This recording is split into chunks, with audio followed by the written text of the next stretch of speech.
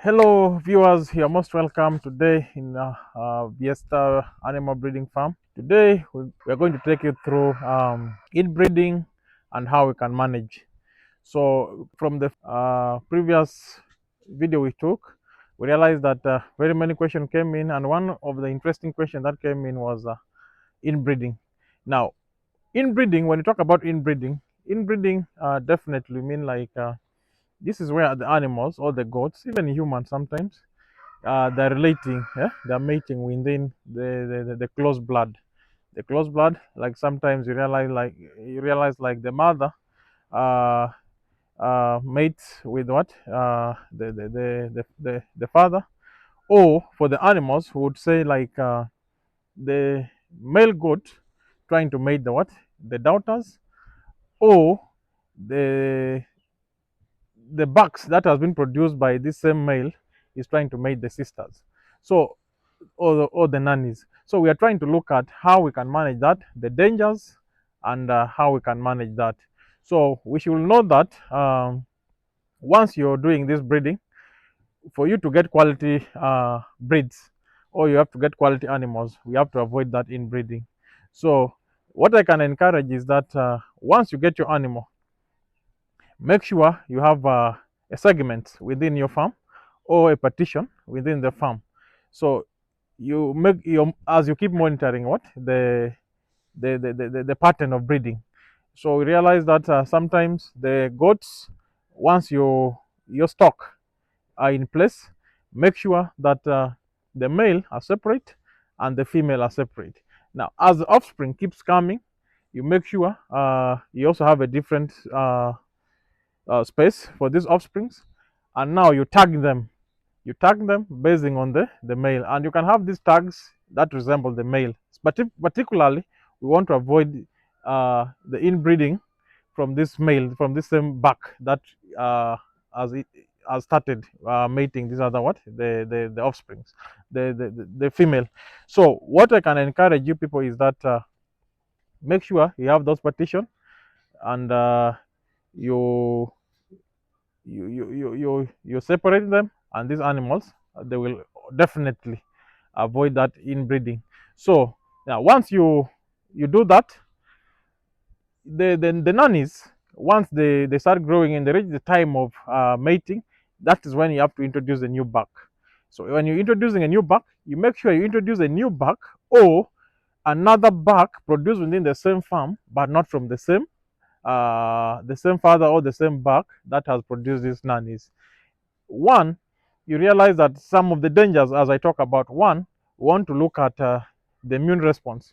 Once you disclose genetics, they keep mating, you realize sometimes the immune system become low, and these animals, they are immune they start what getting diseases. Anytime they get attacked, they fall sick easily and they die. Then also we want to look at the growth rate. Once you're doing inbreeding, yeah, it's already in your farm, you realize that even the growth of this animal, they tend to retards.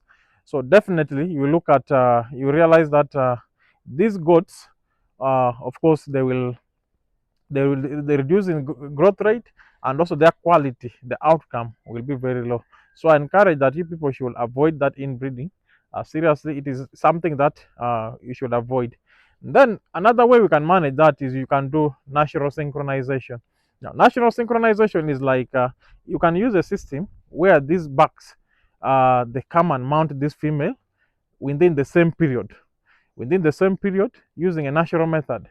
Now, this female will come on heat within the same month. First of all, you have to remove all the bucks. Once you remove these bucks, definitely uh, there will be a moment within 1 month or two after giving birth, they will come back on heat. Then you introduce a good number of male. Then they will produce once, and monitoring the breeding pattern will be very easy, because the bucks will be different. As you keep introducing, you will definitely monitor which kind of buck has served this female. So you can do natural synchronization. It is very easy, and also the advantage with the natural synchronization, sometimes you realize that even disease burden, managing the vaccination becomes very easy. But most importantly, the inbreeding bit of it, controlling, becomes very easy.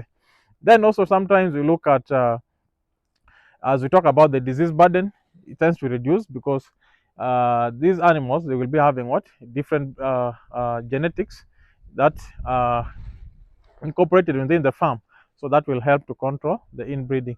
So that is the bit of it that I can say about inbreeding, to answer some of the few questions that people asked during the previous session.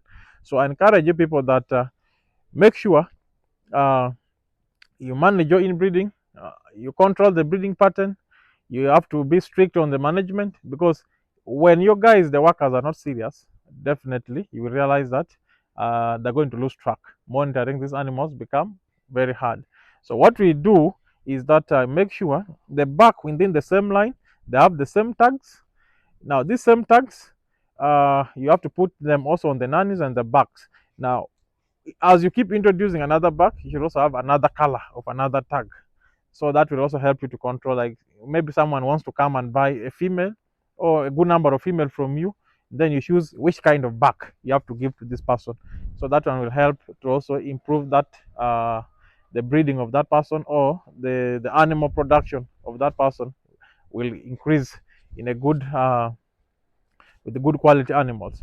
So otherwise, allow me appreciate you people so much for the feedbacks, and that motivate us to keep doing more and educating. So otherwise, thank you so much.